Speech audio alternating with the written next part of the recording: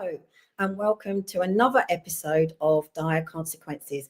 I'm Claire Dyer, and this is Unprecedented TV. This is the place where we do not have censorship and we welcome freedom of speech. So today we will be talking about civil liberties, protest, and the legal consequences of resisting surveillance in a time where cameras line our streets and councils enforce controversial, couldn't say that then, controversial traffic schemes. One man took a stand against his local council by covering an AMPR camera with a carrier bag to stop locals being fined. On a separate occasion, he also climbed a lamppost where he sat on top of this for several hours. Don't know how he managed that, but he did. And this was all in protest of the installation of another camera, protesting what he saw was an unjust and undemocratic LTN, which is a low traffic neighbourhood. What followed was not just local stir, but a local battle that raises bigger questions. When does protest cross the line and become criminality? Who holds power in society increasingly watched by the state? Today, we are talking to that man, Tom Bedford, campaigner, activist who found himself going viral across social media and MSM for spending those several hours sat on top of a lamppost. Hello, Tom. Welcome. Good evening, Claire. Thank you. First question. How is your backside from spending all of those hours on a lamppost? I don't know how you did it. It ached for a little while. And how did you in the first place? Is more to the question. Sorry? How did you even get up there? More to the point. I'm Spider-Man. It was a brave thing to do. I'm guessing it was impulsive, spur of the moment. You didn't plan to do that.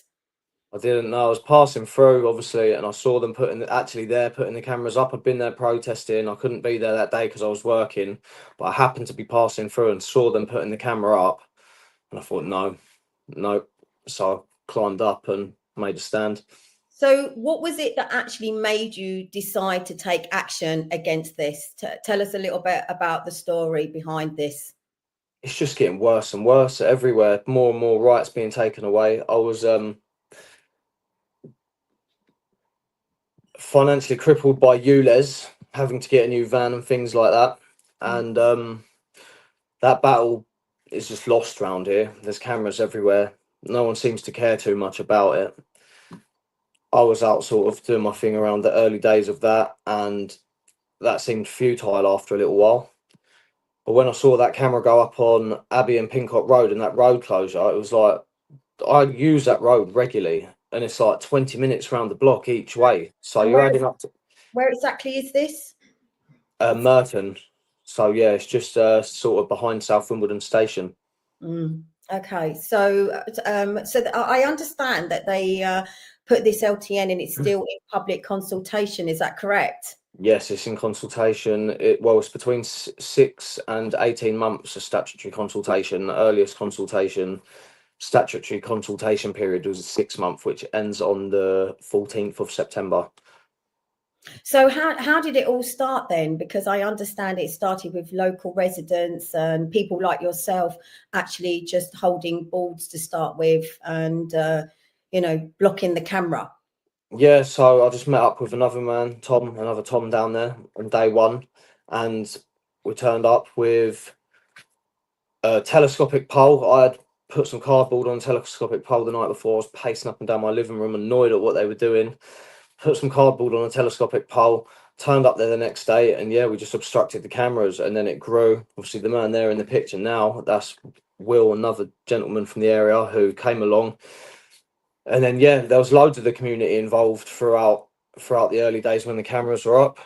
It reminds me a bit of the back in the day with the vans, when the camera vans came out with ULEZ and all of this, all of a sudden people that you'd never met before felt so strongly about it that we were out there with boards blocking these cameras. And this is kind of the same thing, really, isn't it? You now have people, it's evolved. You still have people stopping and trying to block ULEZ, but now you've got people feeling so strongly about the LTNs that are now trying to do the same thing. But tell me a little bit about that day when you decided to cover the camera with the famous carrier bag.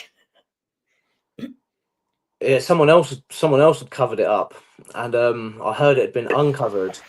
Oh, So I okay. decided it needed recovering. Someone said, "Oh, they've taken the bin bag off of the camera." So I decided, "Oh, I've got a bin bag and a point ladder." So yeah, I just it's not on. But in the early days, like we'd spent protesting down there, obstructing the cameras and things. There's just literally car after car after car all day continuously, and you just if you observe the cars going through, what they've done is they've placed a signage above the width restriction, and the width restriction demands your full attention. It's tight. You don't want to scratch your car. As you approach it, you look at the bollards and line your car up. No one sees the sign. Literally, maybe if we was really generous, we could say 5% of people might have seen the signs, and there's thousands of people through there a day. Do you think they've put that signage in the place they have on purpose? I wouldn't put it past them. They've got a lot of unjust cash grabs going on that they're fully aware of that continue to go on till now. So I've made them aware of a load of LTNs that I've looked into the consultation results of, and they blatantly fall short of the High Court standard, like nothing but objection, and they just push them through anyway. And like another local one, there was like they consulted 334 residents. All of them but pretty much went, "We don't want it, no way." And the council said that one man in his consultation results described feeling trapped in his own neighbourhood. And the council basically said, "Oh well, the objections are rooted in a dislike for longer journey times, and they don't actually deny the scheme's environmental or safety goals." Well, I've looked into the crash reports from down that road. There was no safety issue to be addressed. It was addressed years ago with chicanes to slow the traffic. And as for the environmental concern, as for denying the environmental goals, why can't they infer from longer journey times that undermines their environmental goals? And by obviously putting in these LTNs, it's now actually forcing all of that traffic onto the main road. So I'm guessing the main road around that area is now even more congested than it was prior to this, but also would probably have more pollution. So I question, is that going with their agenda for net zero? It doesn't make any sense to any of us, I don't think. I noticed that they said the officers from Merton Council had said, "We anticipate that at first, drivers will likely take longer routes, but over time, traffic will evaporate." What does traffic evaporation mean? It means they're going to get us out of our cars, which is obviously the agenda. And you saying about someone who lives in the neighbourhood saying that he now feels trapped. Again, it feels like it's a bit of a psychological war, isn't it? And a manipulation of implementing all of these things. So you change the way in which you live your life. You're kind of being forced either financially, well, you are, or financially, or through your circumstances. So tell me what happened, because obviously you did that, and then you climbed the lamppost. Tell us a little bit about that day and then what happened afterwards.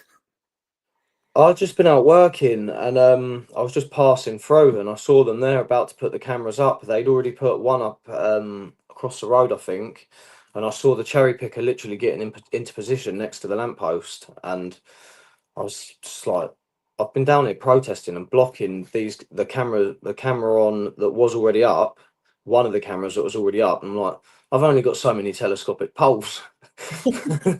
We can't have too many cameras up. So I was like, no, I don't want this going up today. So as I say, I just impulsively climbed it. Yeah, I have seen a video clip where you were sort of a quarter of the way up. Yeah.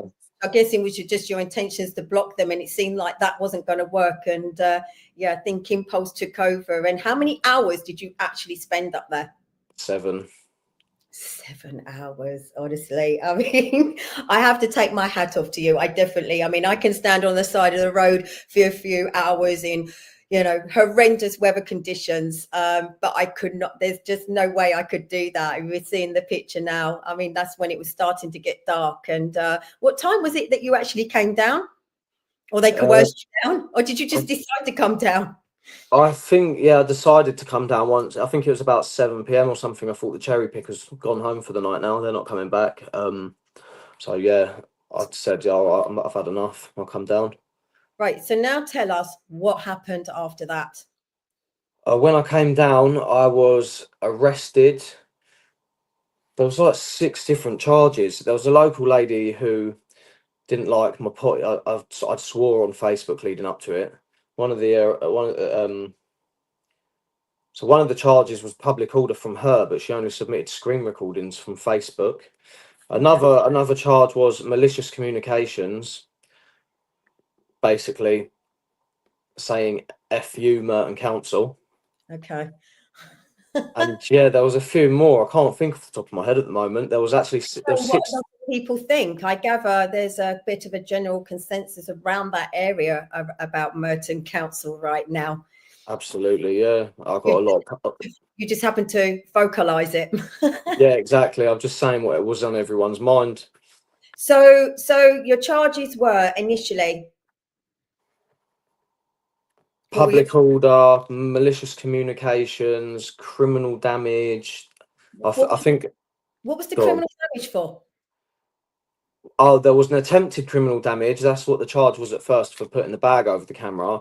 And then there was criminal damage. It was said they said that they had CCTV of me throwing paint on the signs, but they dropped that charge, and I'm still yet to see any CCTV. Right. So now we'll move on, and you can tell me what actually happened in court, because you have actually now been found guilty, haven't you? As of yesterday. Yeah. For, I wasn't there for the rest of it. So what are the 2 charges that they have actually found you guilty for? Criminal damage, because I impaired the camera. Impairment. They went through some case law and stuff, and impairment counts as criminal damage. And the other one was I was using naughty words whilst up the lamppost, same words to the effect of F Merton Council. So was that under alarm, harm and distress? Public order, using words likely to cause harassment, alarm and distress. They didn't actually provide anybody or any witness who actually No. alarmed, harmed and distressed. Okay. No, in the prosecution's file, it says Tom would shout words to the effect of "someone has to effing do it," as crowds cheered him from the end of the road, not as crowds shook in harassment, alarm, and distress. This is the thing, no one knew who you were before this, and then all of a sudden you just went viral. Even the newspapers were interested in this, and I know from experience now with you, Les, how hard it is for newspapers or mainstream media to be interested in it, and yet you were up the top of that lamppost and it just took off. And that I would say that the majority of people were in support of you. Yeah. There wasn't many. I would say a minority were kind of thinking, they called the police, obviously. Yeah. Called obviously the ambulance and the fire brigade, but I believe, as you said in your videos, you didn't ask for them. You felt safe. You were being responsible for yourself. You didn't ask them to attend. So there was a minority, I believe, of people that weren't too happy about that. But I think the general consensus was a lot of support for you, Yeah. for standing up and doing something about it. Yeah. There was a couple of people that said this silly, selfish man has closed the road, and I was like, It's closed. "Hello, this is why I'm here. This is what I'm fighting against." They're Yeah. like, "Oh, blah blah blah blah. He's closed the road. How selfish!" And that was another one of the charges I've just remembered was wasting police time, knowingly making a false police report. But I didn't make a police report. I didn't call the police, and the police attendance was like a case of missold PPI, as far as I'm concerned. I didn't need, want, or ask for any emergency services assistance. I remember seeing that comment about them saying you'd closed the road and thinking, Yeah, that's exactly the point. They have closed the road, because if you drive through it, you are going to get, what is the fine? Is it £60? 65. 65 straight off. Yeah. And I believe you also said there's a local MP and a vicar. Is it the MP that's been driving through there completely unaware of the signage? Exactly. I've had a long back and forward complaint with Merton Council where they went well over the time frame. I spoke to a lady after. I was like, "Why is my complaint not being responded to?" And she was admin there, but she was like, "Oh, I can't actually see." But she's like, "Oh, this has been passed around everywhere." I know Department for Transport should have been one of those places, but I don't know where exactly it was passed about. but they concluded in the end that the signage meets the necessary legal standard and is sufficient. So, like, in my evidence, I provided a load of like montage videos of just car after car after car going through. So it's like it clearly wasn't sufficing. Obviously, someone cut the cameras down. Part of me wished they hadn't been cut down, because then we'd know exactly how many cars would have been through. I feel like this LTM would have set massive records. You see cars coming through it even now constantly.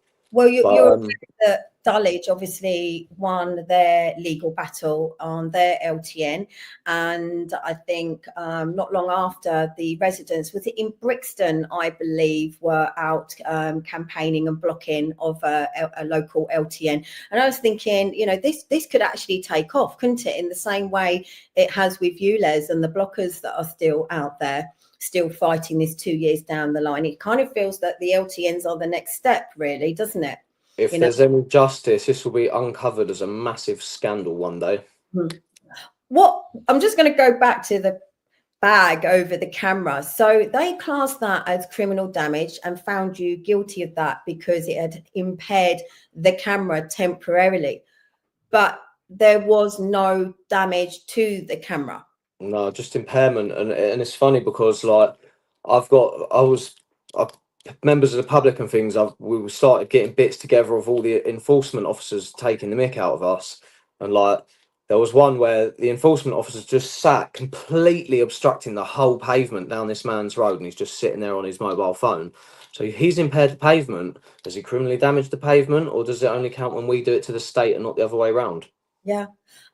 We're just going to take a look at the video of you actually on top of that lamppost, just so that people can see just how high it actually was. Hopefully that will be coming up in a minute, because every time I peaceful. Yeah, this is what it's all about. You know what I'm saying? Come on. What do you think when you look at that back? Still makes me laugh a little bit. Almost like a little bit of moment of madness, but yeah, exactly. You don't regret doing it. Not at all. I'd do it again. Yeah, I am. I wouldn't swear this time, though. You sorry? I wouldn't swear this time. Do you know, I always say it doesn't matter if you're right. If you start swearing, you've lost your argument immediately, and straight away people aren't going to listen to you. And unfortunately, in your case, you ended up on a charge that you got found guilty for.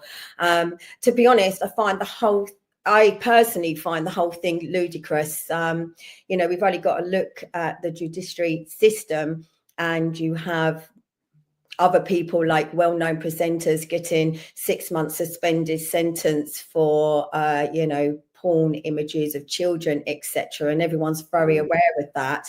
And then you're being found guilty for criminal damage of a camera for a carrier bag. I mean, isn't that what we use for our food, our shopping? Yeah. It just seems like madness. It seems like they're trying to make an example out of you, and maybe they're making it more political. They want to shut down anybody who's going to take any form of direct action, would you say? Yeah, exactly. But unfortunately, I only meet the criteria for a low-level community sentence, and a lot of the community. So the likely scenario here is community service, and it just so happens that High Path is just around this corner, and several probation officers came out before the police cordoned the road, came and spoke to me whilst I was up on the lamppost, and was like, "Good on you, mate. Yeah, you're doing a good thing. Thank you for what you're doing."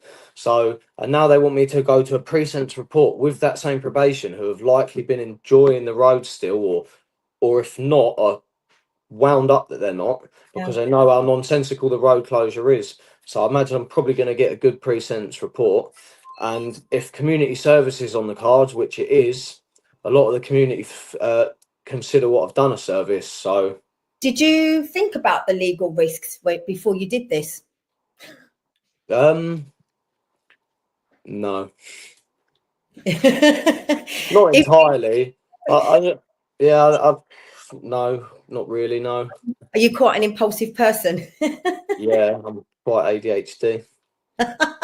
Do you know, I think it's worth people knowing as well what you do for a living and what else you've been doing in your community. I think you just share that with us, because you own your own business, don't you? Yeah, I'm an exterior cleaner, so we'll do like pressure washing, window cleaning, gutter and roof cleaning. And I noticed on Facebook as well that you did some free window cleaning for local businesses in your area.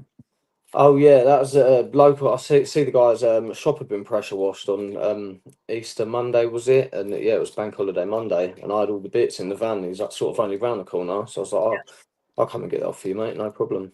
See, I think that, I think we should have another look at that video again in a minute, because I don't think it will ever grow old. I don't think I've known of anybody do that, reckless or not, or thought about the consequences or not.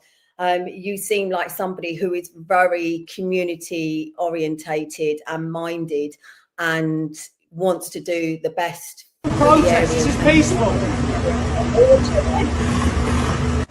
Yeah, this is what it's all about, you know what I'm saying? Come on. That second clip is obviously from TikTok, and I think there was quite a few people. I mean, they'd called it off the road, but there was quite a few people live on TikTok just filming that for hours. I only saw one angle of me coming down the other day, and I was like, oh, I haven't seen this yet. So where do you think you're going to go from here? Because I have a feeling that you are not going to, this is not going to be the end of you, and you're not going to be giving up anytime soon. I don't know. I heard someone say recently, and I really like this, and it seemed quite appropriate for like what's been going on recently. He said, this is how the world works. If you don't stand up for yourself, obviously the people who will exploit you, obviously. And it is obvious. Like the people that will exploit you if you don't stand up for yourself. You can bang on about rights and freedoms, but they come from responsibility. So if we take a little bit of responsibility for our rights and freedoms, we'll get them. I believe that there are some people in life that will fight for what is right, despite the consequences and what may be thrown their way. And you come across as exactly that person. You don't seem to me that the type of person that's going to shy away from a couple of charges or guilty charges. Not at all. And you're going to just keep carrying on. So what do you think you will be moving on to next? I mean, obviously you're still on the LTNs, but you just... I've already started moving on to Merton Council Cigarette Police. I've got 5 whistleblowers in a group chat right now, and they've exposed from the enforcement officers group chat the quotas. Come on, guys, minimum of 6 tickets today. Let's make it happen. And they do make it happen. They find an old woman for feeding the ducks recently. They find they find another woman for some petals falling off of some flowers she had in a bouquet. They're out here just... When they've got quotas, this is another thing, it's job and knock. So once you get your 6 tickets, you get to go home. So do you think they're not incentivized to just make up all kinds of stuff? Like, oh, right, yeah, a hair just fell off of your head, mate. There's so many people at the moment just giving, and then like, and I'm just telling them, your example there, that situation is a drop in a metaphorical ocean. It does start to feel a little bit like this isn't about the law, it isn't about policing, it's about money and control. This has nothing to do with environmentalism. It's a racket. It's an absolute racket. This is the thing. These environmental officers are supposed to be there to discourage, but I seen an article the other day, I think it was Merton as well, from another whistleblower a little while ago, who said he was encouraged to hide. Like, the presence is meant to be the discouragement. So why are you encouraging your employees to hide? There's only one reason. It's because you're there to make money. It's not to discourage littering. But do you know, Merton Council as well, they've just spent thousands on rebranding, just on the rebranding to make a silly logo. I think it was 15 grand just for this logo. I could have made them one for significant. And yet all of these councils are about to go bankrupt. Yeah, and they put this logo on banners and bus stops all over the borough attached to lampposts, and it says it's just an M, and it just says "We are Merton," and it's like there's a good anti-littering campaign a few years ago. Don't be a tosser. So why you've got millions to burn on vanity projects, you can't relaunch it, and at the same time you've got these thieves and leeches stealing money over questionable incidents of littering and fly tipping, like feeding ducks, why can't you invest the millions that was on your vanity project into an anti-littering campaign? Yeah, I'm starting to feel that Merton Council love you. Yeah. And you're definitely a dog with a bone, and I can tell that, yeah, you're going to keep fighting. And you feel that they've possibly felt a bit threatened by you, so therefore we're trying to make an example of you. Yeah, one councillor actually found an article about me online from 3 years ago. Like, it was a petty incident, and he decided to plaster it because loads of people were praising me and things on community pages. So he decided to find an article about a petty incident from 3 years ago and plaster it all over the place. And he's actually breached his codes of practice in doing so. So it was like everyone jumped straight down his throat with like, this man's doing good for the community. Like, stop with your smear campaign. This is pathetic. So it didn't work out too well for him. Well, do you know what? Yeah, this is all we've got time for. But thank you for coming on. Thanks for having me on. You're welcome. And you definitely. I mean, you know, one thing, you went viral. I mean, you went big. You just burst onto the scene and made your presence known. And I'm sure that you're going to carry on doing that. And I think you need a bit more. You definitely need your profile upped in the fact that of all the actual local and good things that you're actually trying to do in your community, because I know there's a lot of other things that you are working on. And I think you will be around. Just don't let them target you, and don't let them smear you, and don't give them what they want. I'm not going to give them what they want. But so thank you very much for coming on. So yeah, I mean, Tom, he's definitely I have no words for him. He, as I said, he burst onto this scene. He with direct action. You know, didn't think about it, but he definitely made an impact. He definitely got people listening and watching him, and he's definitely his voice definitely does need to be heard. But it does seem, in a country that prides itself on democracy and free expression, the lines between lawful dissent and criminal conduct are increasingly blurred, especially when surveillance and control become part of everyday life. Tom chose to challenge the system, not with violence, but with visible defiance. I mean, very visible defiance, bless him. Reckless or righteous, his protest sparked a necessary conversation about how we govern public space, how we consent to surveillance, and what happens when ordinary citizens push back. Are all these measures, ULEZ, LTNs, 20-mile-an-hour speed limits, are they really about safety and sustainability, or are they actually about control and a much wider agenda? This is Dire Consequences. I'm Claire Dyer, and this is Unprecedented TV, and this is the place where we are going to talk about these things, the things they don't want us to talk about. We will push the boundaries, we will ask the questions, we will have the people on that they just mainstream media don't want to hear from, that they want to keep quiet. We won't allow those people to be silenced. We won't allow the agenda to be silenced, and we will carry on talking, because this is a free speech channel.